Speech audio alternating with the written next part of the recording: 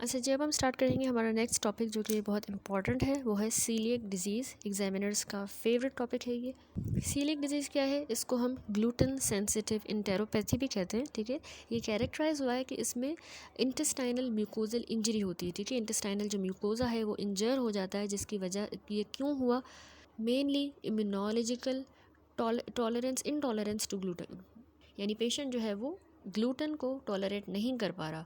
और ये स्पेशली उन पर्सनस में होता है जो जेनेटिकली प्री डिस्पोज होते हैं इस कंडीशन को। हर किसी को नहीं हो रहा। ठीक है, जेनेटिकली ये इम्यूनोलॉजिकल इनटॉलरेंस है ग्लूटेन को। और ग्लूटेन हमें पता है जैसे गंदम में, सीरियल्स, राय, ओट्स में पाया जाता है। तो ये इस तरह के पेशेंट उसको इनटॉलरेंट है, और अगर वो खा रहे हैं तो उससे उनकी म्यूकोजल इंजरी हो रही है, इंटेस्टाइनल म्यूकोजल इंजरी। ठीक है, इसको हम इसीलिए कह रहे हैं ग्लूटेन सेंसिटिव इंटेरोपैथी। अब इस सीलिएक डिजीज़ में एबनॉर्मल जेजिनल म्यूकोज़ा होता है। जो एबनॉर्मल जेजिनल म्यूकोज़ा है, जब पेशेंट ग्लूटेन फ्री डाइट लेगा जिसमें ग्लूटेन ना हो, तो उससे वो म्यूकोज़ा इम्प्रूव होता जाएगा मॉर्फोलॉजिकली। ठीक है, और जब भी अपनी डाइट में वो ग्लूटेन लेना शुरू करेगा तो ये उसको रिलैप्स होंगे डिजीज़ के। ठीक है, नहीं खा रहा तो वो म्यूकोज़ा इम्प्रूव हो रहा है मॉर्फोलॉजिकली। तो वो कौन सी डाइट है? ग्लूटेन ना ले तो ग्लूटेन एक्चुअली सीरियल्स में भी है, वीट, राय एंड बार्ले। अब इसका इंसिडेंस देखें तो ये सीलिएक डिजीज़ यूरोप में ज़्यादा कॉमन है, 1 in 2000। ठीक है, पूरी दुनिया में वैसे थ्रू आउट ये होती है, लेकिन अफ्रीकन्स में ये रेयर है। ठीक है, ब्लैक अफ्रीकन्स में। एज किसी भी एज ग्रुप में हो सकती है। चिल्ड्रन जो 6 महीने से लेके 24 महीनों के होते हैं, जब उनको वीनिंग फूड इंट्रोड्यूस करवाया जाता है, यानी मदर मिल्क लेने के बाद जब वो सॉलिड फूड्स पर आ रहे होते हैं वीनिंग पीरियड के दौरान, उनको ये डेवलप होती है। ठीक है, 6 महीनों से 24 महीनों के दरमियान वाले। तो about half of the cases childhood में और एडल्टहुड में होते हैं, क्योंकि न्यू उनको जो है ये फूड इंट्रोड्यूस करवाया जा रहा है जिसमें ग्लूटेन है, जिस तरह रोटी, वीट, ओट, बार्ले, सीरियल्स। ठीक है, तो उनको ये सीलिएक डिजीज़ के सिम्टम्स होना शुरू होते हैं और फिर डायग्नोज होती है। सेक्स, ये मोस्टली फीमेल्स की डिजीज़ है। ठीक है, उनमें ज़्यादा होती है, और 10 to 15% जो फर्स्ट डिग्री रिलेटिव्स हैं वो भी अफेक्ट होते हैं, यानी इसकी थोड़ी जेनेटिक प्रीडिस्पोजिशन भी है। अब इनहेरिटेंस देखें तो सीलिएक डिजीज़ की इंक्रीज्ड इंसिडेंस है फैमिलीज़ के अंदर। ठीक है, इसका मतलब है इसकी हाई एसोसिएशन है with histocompatibility antigens B6, DR3, DR7 and DQ2। ठीक है, ये हिस्टोकम्पैटिबिलिटी जो एंटीजेंस है, तो इसमें ज़्यादा इसकी एसोसिएशन है, इसीलिए ये फैमिलीज़ में रन करती है। पैथोजेनेसिस क्या है? एक्चुअली इसमें जो स्मॉल इंटेस्टाइन का म्यूकोज़ा है ऐसे पेशेंट्स का, वो हमें एबनॉर्मल मिलता है। जो क्यों हुआ है abnormal? Induced by a gliadin component of gluten protein. Gluten का एक कंपोनेंट होता है ग्लाइडिन, उस ग्लाइडिन की वजह से ये एबनॉर्मलिटी हुई। एक्चुअली लोकल इम्यूनोलॉजिकल रिस्पॉन्स होता है इस ग्लाइडिन के अगेंस्ट, जो रिस्पॉन्सिबल है टू डैमेज द म्यूकोज़ा। जिसे पेशेंट ने खाया ग्लूटेन कंटेनिंग डाइट, तो उसमें जो ग्लाइडिन है उसके अगेंस्ट जो है लोकल इम्यूनोलॉजिकल रिस्पॉन्स होगा और म्यूकोज़ा उसका डैमेज हो जाएगा। अब इस ग्लाइडिन के अगेंस्ट पेशेंट के पेरिफेरल ब्लड में हमें एंटीबॉडीज़ भी मिलती हैं। ठीक है, नॉर्मल जो म्यूकोज़ा है स्मॉल इंटेस्टाइन का, हमें पता है उसमें फिंगर लाइक विलाए होती हैं, लेकिन जो सीलिएक डिजीज़ के पेशेंट हैं इनमें विलाए एब्सेंट होंगे जब हम माइक्रोस्कोप में देखेंगे, तो उसको हम कहते हैं सब टोटल विलस एट्रोफी। सब टोटल मैंने आपको बताया ना कि मोर सीवियर डिग्री की विलस एट्रोफी को हम कहते हैं, जहाँ पे विलाए ज़्यादा सिग्निफिकेंटली शॉर्टन और ब्लंटेड हो जाते हैं, लेकिन वो कम्प्लीटली एब्सेंट नहीं होते, तो इसलिए हम उसको सब टोटल कह रहे हैं। और इसमें जो विलस टू क्रिप्ट रेशो होता है वो भी ज़्यादा रिड्यूस्ड होता है compare to partial villus atrophy. तो इस ऐसे पेशेंट के हमें माइक्रोस्कोप में सब टोटल विलस एट्रोफी मिलती है। सर्टेन और भी कंडीशंस होती हैं जहाँ पे हमें सब टोटल विलस एट्रोफी मिलती है, और सीलिएक डिजीज़ को हमें उनसे डिफ्रेंशिएट करना होता है क्लिनिकल फीचर्स की बेसिस पे। ठीक है, जो अभी हम आगे डिस्कस करेंगे। वैसे बाकी जो ऐसी डिजीज़ मैंने आपको ऊपर बताई, ज़ोलिंगर एलिसन सिंड्रोम, डर्माटाइटिस हर्पेटिफॉर्म्स, इनमें भी हमें सब टोटल विलस एट्रोफी मिलती है।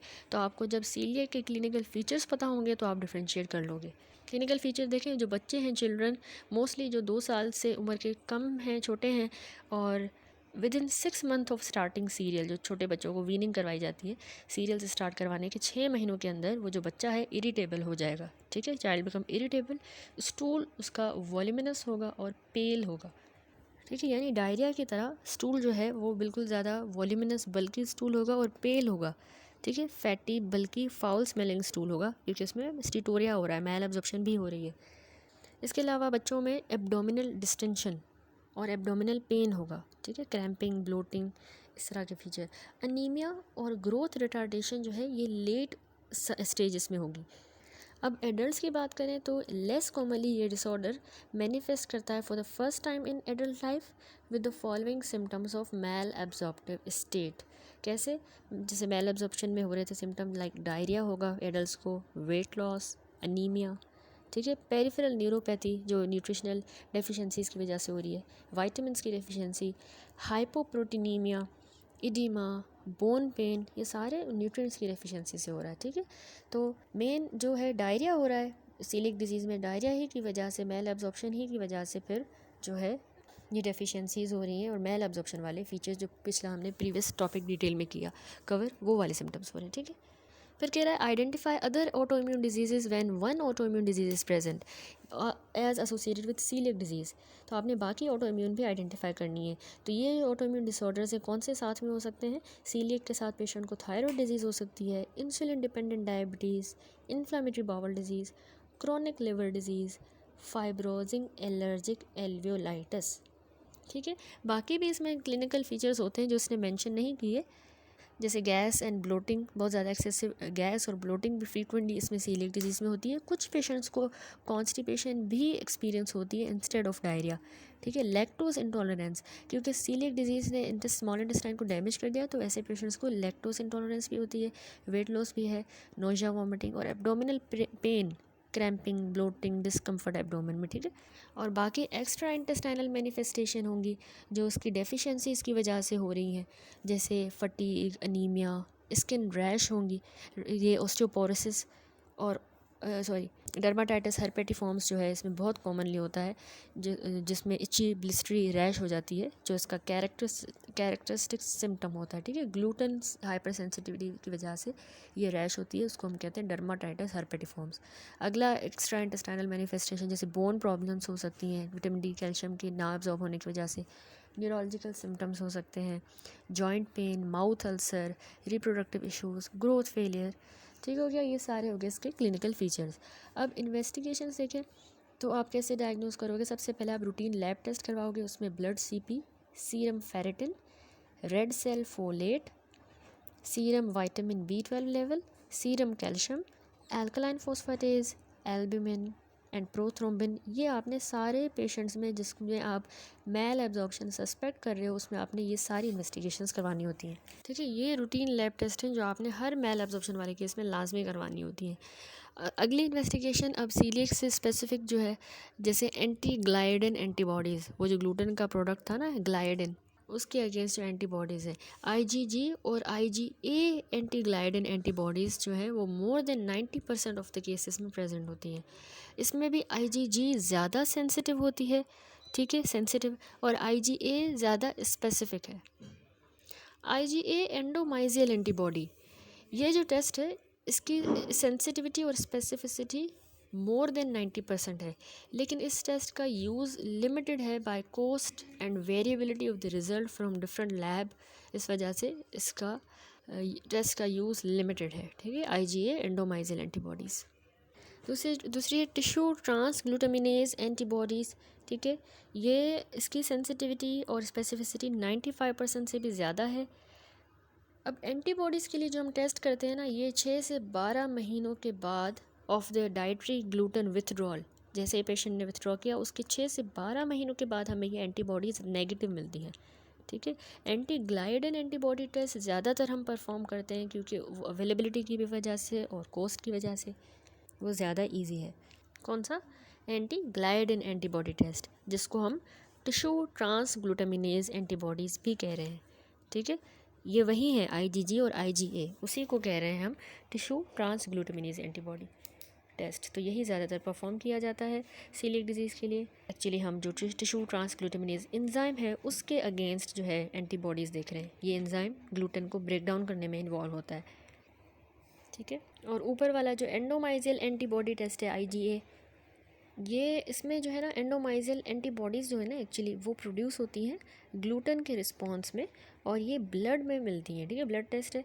और है तो ये हाईली स्पेसिफिक ये, लेकिन इतना सेंसिटिव नहीं है जितना वो टिश्यू ट्रांसग्लूटामिनेज एंटीबॉडी वाला, उससे इतना सेंसिटिव नहीं है, स्पेसिफिक है।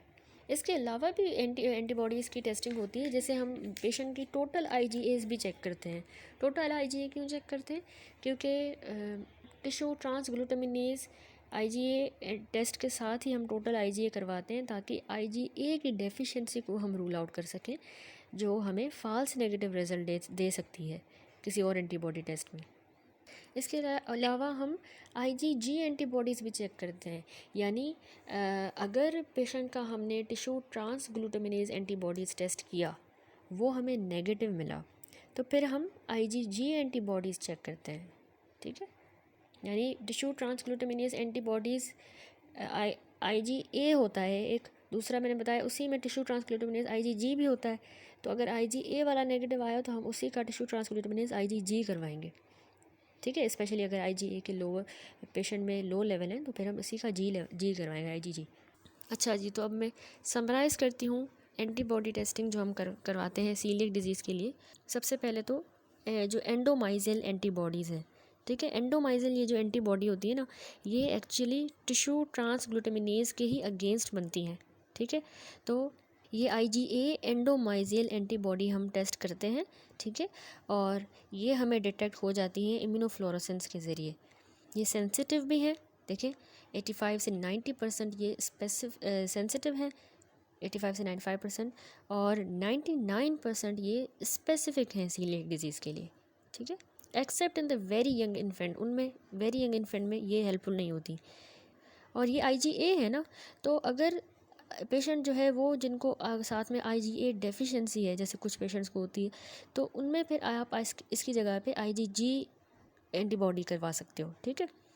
उसके बाद अगला जो है टिश्यू ट्रांसग्लूटामिनेज एंटीबॉडीज़ की मेजरमेंट जो है ना, उसकी कंसंट्रेशन की मेजरमेंट, ये भी सीरोलॉजिकल टेस्ट ऑफ चॉइस है आजकल बहुत सी कंट्रीज़ में, ये आसान भी होता है परफॉर्म करना, ठीक है। अगला ये जो है ये सेमी क्वांटिटेटिव भी है, और इसकी मोर देन 95% सेंसिटिविटी है और स्पेसिफिसिटी है, ठीक है। 95 से ज़्यादा है, और ये ज़्यादा एक्यूरेट होता है उन पेशेंट्स में भी जिनको बेशक आईजीए की डेफिशिएंसी भी है, तो उनमें भी ये ज़्यादा एक्यूरेट हमें मिलता है।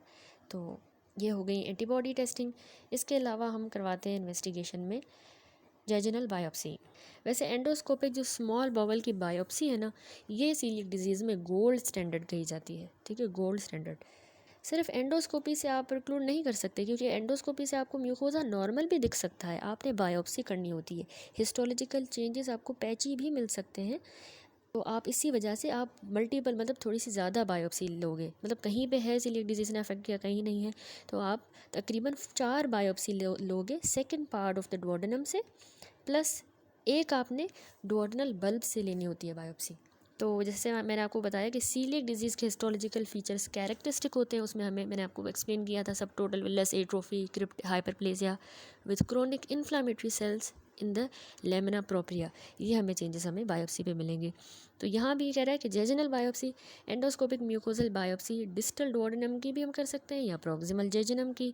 ये गोल्ड स्टैंडर्ड है, स्टैंडर्ड मेथड है for confirmation of diagnosis in the patient with positive serologic antibody test for celiac disease. Serology हमने पहले करवानी होती है, एंटीबॉडीज़ वो पॉजिटिव आती हैं तो उसके बाद हम ये करवाते हैं। गोल्ड स्टैंडर्ड BCQ है तो आपने यही करना है, बायोप्सी। हिस्टोलॉजिकल जो पैटर्न है वो मैंने आपको बताया, सब टोटल है total villous atrophy, hypertrophy of crypts, extensive infiltration of lamina propria with lymphocyte and plasma cells. ये टेबल बना हुआ है छोटा सा, जिसमें इंपॉर्टेंट कॉजेज़ हैं सब टोटल विलस एट्रोफी के, यानी जिसमें हमें जो मिमिक करेंगे कि भाई ये सीलिएक डिजीज़ है। एक तो सीलिएक डिजीज़ में हो रही है, दूसरा ट्रॉपिकल स्प्रू में भी सब टोटल विलस एट्रोफी होती है। Dermatitis herpetiformis, lymphoma, AIDS enteropathy, giardiasis, hypogammaglobulinaemia, radiation, Whipple disease, Zollinger Ellison syndrome, ठीक हो गया। उसके बाद अगली जो है इन्वेस्टिगेशन सीलिएक डिजीज़ में हम जो करवाते हैं वो है स्मॉल बाउल फॉलो थ्रू। उसमें स्मॉल बाउल फॉलो थ्रू में हमें जो स्मॉल बाउल की अगर डायलेशन है नज़र आएगी, थिक या डिमिनिश्ड फोल्ड्स हैं वो नज़र आएंगे, और कभी कभार फ्लॉक्यूलेशन ऑफ कंट्रास्ट भी मिल सकती है। यानी जो हमने बेरियम सस्पेंशन जो पेशेंट को दिया था वो ब्रेक डाउन हो जाता है क्लम्प्स या फ्लेक्स की फॉर्म में, ठीक है, जो हमें फिर नज़र आएगा, उसको हम कहते हैं फ्लॉक्यूलेशन हो गई है। ये पार्टिकुलरली सीलिएक डिजीज़ में होता है, ठीक है। यानी जो सस्पेंशन में डाल के दिया था ना हमने उसको बेरियम, वो उससे सेपरेट हो गया उस सस्पेंशन से, तो उसकी कोर्स क्लम्पिंग या फ्लेक्स बन जाएंगे जो कि अब बॉवल वॉल को इफेक्टिवली कोट नहीं कर रहे, वो फ्लेक्स की फॉर्म में आ गया, अलग हो गया, इकट्ठा हो गया, तो वो भी हमें मिल सकता है, ठीक है। स्मॉल बॉवल फॉलो थ्रू इसलिए हम करवाएंगे। वैसे ये बेरियम स्टडीज़ भी हमें सीलिएक डिजीज़ में सजेस्टिव फाइंडिंग दे रही हैं, लेकिन याद रखिए गोल्ड स्टैंडर्ड सीलिएक डिजीज़ के लिए डुओडेनल बायोप्सी ही है। इसके अलावा हम सीलिएक डिजीज़ के लिए कुछ हेमाटोलॉजिकल इन्वेस्टिगेशंस करवाते हैं। फुल ब्लड काउंट कराओगे आप, उसमें आपको माइक्रोसाइटिक या मैक्रोसाइटिक अनीमिया मिल सकती है, क्योंकि मैल एब्जॉर्प्शन हो रही है ना सीलिएक डिजीज़ में भी, तो आयरन या फोलेट की डेफिशिएंसी की वजह से हुआ है। आपको हाइपोस्प्लीनिज्म के फीचर्स जैसे target cells, spherocytes, Howell Jolly bodies ये मिलेंगी, ठीक है। इसके अलावा बायोकेमिकल टेस्ट में आपको, मतलब आप हेमाटोलॉजिकल के साथ बायोकेमिस्ट्री भी करवाओगे, तो उसमें आपको सीरम कैल्शियम कम मिलेगा, मैग्नीशियम के लेवल लो मिलेंगे, टोटल प्रोटीन, ठीक है, एल्बुमिन, विटामिन डी, ठीक है, ये भी आपको लो मिल सकते हैं। सीरम IgA मेजरमेंट रिक्वायर्ड होती है ताकि आप इंश्योर करें अप्रोप्रिएट IgA रिस्पॉन्स और आप सही तरीके से एक्यूरेट एनालिसिस कर सकें सीरोलॉजिकल टेस्टिंग की, तो आप सीरम IgA भी करवाते हो इसमें। देन लास्ट में कुछ अदर इन्वेस्टिगेशंस भी होती हैं, जैसे बोन डेंसिटी आपने मेजर करनी होती है ऑस्टियोपीनिया या ऑस्टियोपोरोसिस को देखने के लिए, स्पेशली अगर ओल्डर पेशेंट को है सीलिएक डिजीज़ या पोस्ट मेनोपॉजल वुमेन है, तो आप ये बोन डेंसिटी स्कैन या इन्वेस्टिगेशन ये करवाओगे, ठीक है। दैट्स इट, यहाँ पे इन्वेस्टिगेशंस कंप्लीट हुई और ये सारी इन्वेस्टिगेशन डायग्नोसिस को कंफर्म भी कर रही हैं और मेल एब्जॉर्प्शन के कॉन्सिक्वेंस को भी देखने के लिए हम करवा रहे हैं, ठीक हो गया। अब आती है कॉम्प्लिकेशंस। अच्छा जी, एक तो कॉम्प्लिकेशन में याद रखिएगा कि ऐसे पेशेंट जिनको सीलिएक डिजीज़ होती है उनको 2-fold इंक्रीज रिस्क होता है कि उनको मैलिग्नेंसी डेवलप हो, particularly enteropathy associated T cell lymphoma, ठीक है, ये कॉमनली, और स्मॉल बॉवल कार्सिनोमा भी हो सकता है, या फिर ईसोफेगस का जो है स्क्वामस सेल कार्सिनोमा ईसोफेगस में, ठीक हो गया। कुछ पेशेंट को अल्सरेटिव जेजुनाइटिस ये भी डेवलप करता है, जो कैसे प्रेजेंट करेगा। अल्सरेटिव जेजुनाइटिस में उनको फीवर, पेन, ऑब्स्ट्रक्शन या परफोरेशन और ब्लीडिंग जैसी कॉम्प्लिकेशंस होंगी, ठीक है। तो आपने बेरियम स्टडीज़ या इंटेरोस्कोपी के ज़रिए आप डायग्नोज करोगे, ठीक है, इंटेरोस्कोपी, लेकिन laparotomy and full thickness biopsy इसमें रिक्वायर्ड होती है अल्सरेटिव जेजुनाइटिस को डायग्नोज करने के लिए। ट्रीटमेंट इसका डिफ़िकल्ट है। ग्लूकोकोर्टिकोइड आप यूज़ करते हो मिक्स सक्सेस के साथ। कुछ पेशेंट को सर्जिकल रिसेक्शन भी करनी पड़ती है, वो निकाल देंगे हिस्सा, और फिर पैरेंट्रल न्यूट्रिशन देनी पड़ती है, तो उसका कोर्स ऑफन प्रोग्रेसिव होता है, ठीक है। तो ये अल्सरेटिव जेजुनाइटिस भी इसकी बहुत बुरी कॉम्प्लिकेशन है, जिसमें फिर आप स्टीरॉयड या इम्यूनोसप्रेसिव ड्रग लाइक एजाथायोप्रिन दे रहे हो, या फिर आप उसको बिल्कुल रिसेक्ट भी कर देते हो सर्जिकली। इसके अलावा न्यूट्रिशनल डेफिशिएंसीज वाली कॉम्प्लिकेशंस जो हमने देखी, जैसे मेटाबॉलिक बोन डिजीज़ हो सकती है कैल्शियम और विटामिन डी की डेफिशिएंसी की वजह से, लाइक ऑस्टियोपोरोसिस, ऑस्टियोमलेशिया जो है पेशेंट को लॉन्ग स्टैंडिंग सीलिएक डिजीज़ में हो सकता है, पुअरली कंट्रोल जिनकी हो सीलिएक डिजीज़। और ये कॉम्प्लिकेशन याद रखिएगा उन पेशेंट्स में इतनी नहीं होती जो अपनी डाइट को स्ट्रिक्टली कंट्रोल करते हैं और स्ट्रिक्टली अडेयर होते हैं ग्लूटेन फ्री डाइट से, तो ऐसी कॉम्प्लिकेशन से बचा जा सकता है। उसके बाद आती है मैनेजमेंट। तो कैसे आपने ट्रीट करना है, मैनेज करना है इस सीलिएक डिज़ीज़ को। स्ट्रिक्टली नंबर 1 मेजर सबसे पहले तो यही है कि स्ट्रिक्टली पेशेंट ने ग्लूटेन फ्री डाइट लेनी है। एडवाइस के बावजूद जो है बहुत से पेशेंट स्ट्रिक्ट डाइट नहीं लेते और अपनी हेल्थ अच्छे से मेंटेन नहीं रख पाते, तो उनको हमने फूड चार्ट देना होता है पेशेंट को, जिन पे क्लियर इंस्ट्रक्शंस लिखी होती हैं कि उन्होंने क्या खाना है और क्या खाने में अवॉइड करना है। राइस, मेज़, पटेटोज़ ये पेशेंट ले सकता है इंस्टेड ऑफ वीट, राई, बार्ले जिसको जौ कहते हैं, और ओट्स, ठीक है, इनके बजाय राइस, मेज़, पटेटोज़ ले सकता है डाइट में। मिनरल्स और विटामिन के सप्लीमेंट्स हम देंगे। क्लिनिकल रिस्पॉन्स आपको जो है ना कुछ ही हफ्तों में मिलेगा, ठीक है, सिम्टम्स में भी इम्प्रूवमेंट आएगी। और पेशेंट को आपने न्यूमोकोकल वैक्सीनेशन हर 5 साल बाद करवानी है, क्योंकि इसमें जो है स्प्लीनिक एट्रोफी हो जाती है इस वजह से, ठीक है, क्योंकि सीलिएक डिजीज़ खुद ऑटोइम्यून डिजीज़ है, तो उसमें जो स्प्लीन में पल्प होता है वाइट पल्प और उसका जो मार्जिनल जोन है वो इन्हीं सेल्स की वजह से डैमेज हो जाता है, ठीक है, इसी इम्यून रिस्पॉन्स की वजह से। तो उसका साइज़ और उसका फंक्शन रिड्यूस होता है, स्प्लीनिक एट्रोफी होती है। इसके अलावा पेशेंट जिनको रिफ्रैक्टरी स्प्रू है ये रिस्पॉन्ड कर सकते हैं टू कॉर्टिकोस्टेरॉइड्स एज थायोप्रीन या साइक्लोस्पोरिन ड्रग्स है, इनसे रिस्पॉन्ड करेंगे। उसके बाद ये छोटा सा टॉपिक मैंने आपको एक्सप्लेन किया कि इसमें कॉम्प्लिकेशन होती है डर्माटाइटिस हर्पेटिफॉर्मिस। एक्चुअली ये रिगार्ड हुआ है as a cutaneous variant of celiac disease, यानी सीलिएक डिजीज़ का ही स्किन का यानी कुटेनियस वेरिएंट है। ये अनकॉमन ब्लिस्टरिंग इची इरप्शन हो जाती है जो एक्सटेंसर सरफेस है, ठीक है। ये फिगर में भी देखें तो ये सीलिएक डिजीज़ की कुटेनियस वेरिएंट है डर्माटाइटिस हर्पेटिफॉर्मिस, ठीक है। अनकॉमन इसमें है तो ये इतना अनकॉमन, लेकिन इसमें ब्लिस्टर्स बनते हैं, इची किस्म के ब्लिस्टरिंग इरप्शंस हो जाती है। स्पेशली देखें जो एक्सटेंसर सरफेसेस हैं, ठीक है, उन पर लिम्स के एक्सटेंसर सरफेस, बैक पर, स्कैल्प, नेक, ठीक है। लेस देन 10% ऑफ पेशेंट जिनको सीलिक डिजीज़ होती है उनको ये डर्माटाइटिस हर्पेटिफॉर्म्स होता है। हाउएवर जो सारे पेशेंट हैं जो डर्माटाइटिस हर्पेटिफॉर्म्स के साथ प्रेजेंट करते हैं ना, उनको सीलिक डिजीज़ का एविडेंस होता है ऑन इंटेस्टाइनल बायोप्सी, दो it may not clinically evident. Inheritance और इम्यूनोलॉजिकल जो एबनॉर्मलिटीज़ होती हैं वो सेम होती हैं फॉर सीलिक डिजीज़। इसमें जो स्किन इरप्शंस है ना, ये डैप्सोन को भी रिस्पॉन्ड नहीं करती, लेकिन गट और स्किन जो है ये ग्लूटेन फ्री डाइट से दोनों ही इम्प्रूव हो जाते हैं, ठीक है। अच्छा, जब हम क्विकली रिवाइज़ करेंगे ये celiac disease from the short book Irfan Masood. Celiac disease को हम ऑल्सो ग्लूटेन सेंसिटिव एंटेरोपैथी भी कहते हैं। ऑटो इम्यून डिजीज़ है, ठीक है, जिसमें हमने कहा कि हाइपर सेंसिटिविटी हो जाती है ग्लूटेन से। ग्लूटेन और उसका एक जो प्रोडक्ट बनता है ग्लाइडिन, उससे हाइपर सेंसिटिविटी होगी, जिसकी वजह से पेशेंट की जो स्मॉल बॉवल है उसके विलाय लॉस हो जाएंगे और उसको मैल एब्जॉर्प्शन होगी, ठीक है।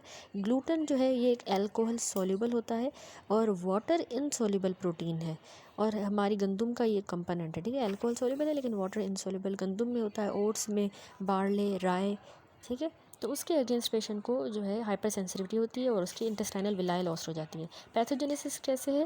टी सेल और आईजीए मीडिएटेड रिस्पॉन्स होता है ग्लूटेन के अगेंस्ट, टी सेल और आईजीए मीडिएटेड, और ये सिर्फ जेनेटिकली जो ससेप्टेबल इंडिविजुअल्स हैं उन्हीं में होता है। तो ये HLA-DQ2 एंड HLA-DQ8 के साथ ये डिज़ीज़ एसोसिएटेड है, जो जिसका मतलब है कि इसमें इनहेरिटेंस का ज़्यादा रोल है, ठीक है। B6, DR3, DR7 और DQ7 भी इसमें इन्वॉल्व होता है। लेकिन मेनली आप ये सिर्फ दो याद रखें इंपॉर्टेंट जो हैं इसमें, human leukocyte antigen DQ2, DQ8 तो भी इनफ है। अब इसके क्लिनिकल फीचर्स, इसमें फीमेल्स ट्वाइस ज़्यादा अफेक्ट होती हैं एज़ कम्पेयर टू मेल्स। उसमें पेशेंट को डायरिया होता है, डायरिया की हिस्ट्री, वेट लॉस, फ्लैचुलेंस, ठीक है। मेल न्यूट्रिशन और ऑस्टियोपोरोसिस भी इसमें है फीचर। अनीमिया जो कि माइक्रोसाइटिक अनीमिया होगी अगर आयरन की डेफिशिएंसी है, और फोलेट की डेफिशिएंसी से मैक्रोसाइटिक अनीमिया, ठीक है। इसके अलावा डर्माटाइटिस हर्पेटिफॉर्म्स जो मैंने आपको अभी एक्सप्लेन किया, ये 10% ऑफ द केसेस में मिलता है। ये एक्चुअली स्किन या कुटेनियस वेरिएंट ही है सीलियक डिजीज़ का। ये कैरेक्टराइज हुआ है कि इसमें पेशेंट को इंटेंसली प्रूराइटिक, ठीक है, पेशेंट को बहुत खारिश होगी, उसमें बहुत प्रूराइटिक किस्म की पैपिलो वेजिकुलर लेजन्स होंगी जो कि ज़्यादातर एक्सटेंसर सरफेस पे होंगी, जैसे एल्बोस के, नी, बटक, इनके एक्सटेंसर सरफेस पे इची किस्म के ब्लिस्टर्स बनते हैं। इसके अलावा जब हम इम्यूनोफ्लोरेसेंस करवाएंगे तो उसमें हमें IgA डिपोजिशन मिलती है डर्मो एपिडर्मल जंक्शन पे, ठीक है। इंपॉर्टेंट पॉइंट है कि आपने इस डर्माटाइटिस हर्पेटिफॉर्म्स में आपको ग्रैन्युलर या लीनियर IgA की डिपोजिशन मिलेगी डर्मो एपिडर्मल जंक्शन पे इम्यूनोफ्लोरेसेंस के थ्रू।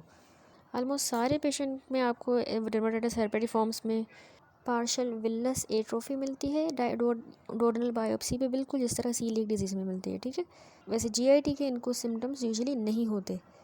इसमें जो ये रैश हो रही है ये ग्लूटेन फ्री डाइट को रिस्पॉन्ड करेगी, और कुछ पेशेंट को आप एडिशनली डैप्सोन से भी ट्रीटमेंट दे सकते हो, 100 से 150 मिलीग्राम डेली डैप्सोन, ठीक है। तो बेस्ट इनिशियल ट्रीटमेंट तो ग्लूटेन फ्री डाइट है, लेकिन नेक्स्ट स्टेप हम डैप्सोन दे सकते हैं। बच्चों में इसकी प्रेजेंटेशन जो है सीलिक डिजीज़ की, याद रखिएगा कि इन्फेंसी में होती है, ये भी क्लिनिकल फीचर में आ गया। इन्फेंसी में जब वो वीनिंग करते हैं, ठीक है, मिल्क से जो है सॉलिड फूड की तरफ आते हैं, सीरियल्स पे, तो उनको इसके सिम्टम्स होते हैं सीलिक डिजीज़ के, जिनको अगर है जेनेटिक ससेप्टेबिलिटी। तो ये जो इन्फेंट्स हैं ये डायरिया के साथ प्रेजेंट करेंगे, malabsorption and failure to thrive. ठीक है। और चिल्ड्रन की बात करें तो चिल्ड्रन में celiac disease growth and pubertal delay करवाएगी और इन बच्चों में जो है शॉर्ट स्ट्रेचर होगा। और मैंने आपको पहले भी बताया कि stool voluminous and pale, abdominal distension, anaemia, growth retardation, इस तरह के बच्चों में जो है कॉम्प्लिकेशन होगी और चाइल्ड इरिटेबल होगा। ठीक हो गया। तो ये सारे हो गए क्लिनिकल फीचर्स। उसके बाद कुछ एसोसिएशंस हैं, यानी सीलिएक डिजीज़ जो है ना other human leukocyte antigen linked autoimmune disorders के साथ एसोसिएटेड होता है। ठीक है, HLA linked autoimmune disorder बाकी भी साथ हो सकते हैं पेशेंट को, जैसे उसी पेशेंट को साथ में या तो इंसुलिन डिपेंडेंट डायबिटीज़ टाइप 1 हो सकती है, Hashimoto thyroiditis, primary biliary cirrhosis, IgA deficiency, myasthenia gravis. ठीक है, ये सारी ऑटो इम्यून है ना, ये भी साथ इसमें हो सकती हैं।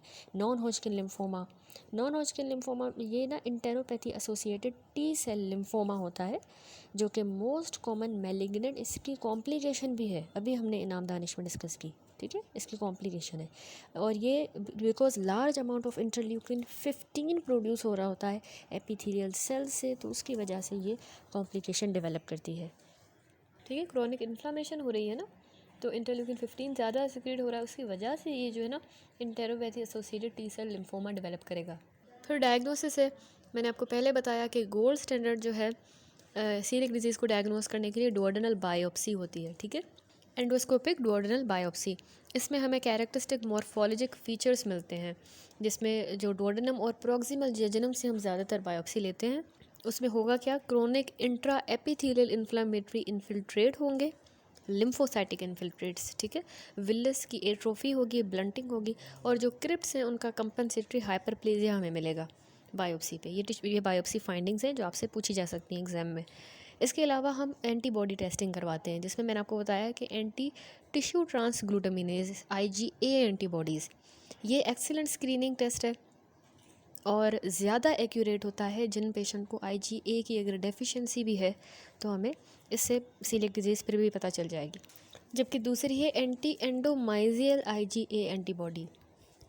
एंडोमाइजियल जो है ना, ये वाली एंटीबॉडीज़ ज़्यादा सेंसिटिव है, 85 to 95%, लेकिन 100% स्पेसिफिक होती हैं सीलिएक डिजीज़ के लिए। ठीक है, एंटी एंडोमाइजियल IgA एंटीबॉडी, और ये भी एक्सीलेंट स्क्रीनिंग टेस्ट। इसके अलावा anti gliadin IgA antibodies, gliadin के अगेंस्ट जो ग्लूटन का प्रोडक्ट था, ये भी 80% सेंसिटिव हैं, 85% स्पेसिफिक हैं। तो ये मॉडरेटली गुड स्क्रीनिंग टेस्ट है। वो दोनों एंटी टिश्यू ग्लूटामिनेज ट्रांसग्लूटामिनेज एंटीबॉडी और एंटी एंडोमाइजियल IgA एंटीबॉडीज़, इनकी एक्सेलेंट स्क्रीनिंग टेस्ट था, ये मॉडरेट है एंटी ग्लाइडिन। तो ट्रीटमेंट अब क्या देंगे, मेन स्टे ऑफ ट्रीटमेंट यही होता है कि लाइफ लॉन्ग पेशेंट ने ग्लूटेन फ्री डाइट खानी है, तो इसमें उसने ओमिट कर देना है अपनी डाइट से वीट, राय, बार्ले, ओट्स। ठीक है, लेकिन ओट्स बाद में वो स्टार्ट कर सकता है ग्रेजुअली, लेकिन ये बिल्कुल ही उसने अवॉइड करनी है ये डाइट में ये चीज़ें। ठीक है, इसके अलावा डेफिशिएंसीज जो है उसको करेक्ट करेंगे, iron, folate, calcium, vitamin D। ठीक है, इसके सप्लीमेंट्स देंगे। रिफ्रैक्टरी केस में फिर हम अगर फिर भी सही नहीं हो रहा तो कॉर्टिकोस्टेरॉइड्स और इम्यूनोसप्रेसेंट देंगे, क्योंकि ये एक इम्यूनोलॉजिकल डिजीज़ है। ठीक है, वो भी रिफ्रैक्टरी केस में। लास्ट में एक क्लिनिकल पर्ल है जिसमें सीलिएक डिजीज़ और क्रोनिक पैनक्रियाटाइटिस का डिफरेंस है। दोनों जो है मैल एब्जॉर्प्शन करवाती हैं। ठीक है, दोनों में होती है। जो क्रोनिक पैनक्रियाटाइटिस है ना, उसमें आपको पेशेंट में साथ में आयरन या फोलेट की डेफिशिएंसी नहीं मिलती, लेकिन सीलिएक डिजीज़ क्योंकि मैल एब्जॉर्प्शन डिसऑर्डर है, तो इसमें साथ में आपको आयरन और फोलेट की डेफिशिएंसी भी मिलेगी। ठीक है, और डी ज़ाइलोज टेस्ट जो हम कर रहे थे, अगर उसमें डी ज़ाइलोज अगर नॉर्मल उसमें रीअब्जॉर्प्शन हो रही है डी ज़ाइलोज की इस टेस्ट में, तो मतलब पेशेंट को क्रोनिक पैनक्रियाटाइटिस है, क्योंकि म्यूकोजल जो है, म्यूकोजा उसका बिल्कुल सही है, म्यूकोजा में कोई डिसऑर्डर नहीं है। और फिर उसको इंट्राल्यूमिनल डाइजेशन का डिसऑर्डर है, जैसे पैनक्रियाटिक इंसफिशिएंसी है या बाइल एसिड्स का कोई मसला है। ठीक है, तो अगर नॉर्मल रीअब्जॉर्प्शन हो रही है, लेकिन अगर डी ज़ाइलोज टेस्ट में डिक्रीज रीअब्जॉर्प्शन हो रही है, तो मतलब म्यूकोजा में ही कोई डिजीज़ है, या म्यूकोजल है या बैक्टीरियल कोलोनाइजेशन का मसला है। तो फिर वो डी ज़ाइलोज अगर डिक्रीज एब्जॉर्प्शन शो कर रहा है, इट मीन्स वो सीलिएक डिजीज़ है। तो इस तरह से हम आयरन और फॉलिक एसिड और डी ज़ाइलोज टेस्ट की बेसिस पे दोनों में डिफ्रेंशिएट करते हैं कि पेशेंट को सीलिएक डिजीज़ है या क्रोनिक पैनक्रियाटाइटिस। दैट्स इट, यहाँ पर ये टॉपिक हमारा सीलिएक डिजीज़ कंप्लीट हुआ। नेक्स्ट वीडियो में हम अगला टॉपिक ट्रॉपिकल स्प्रूस स्टार्ट करेंगे।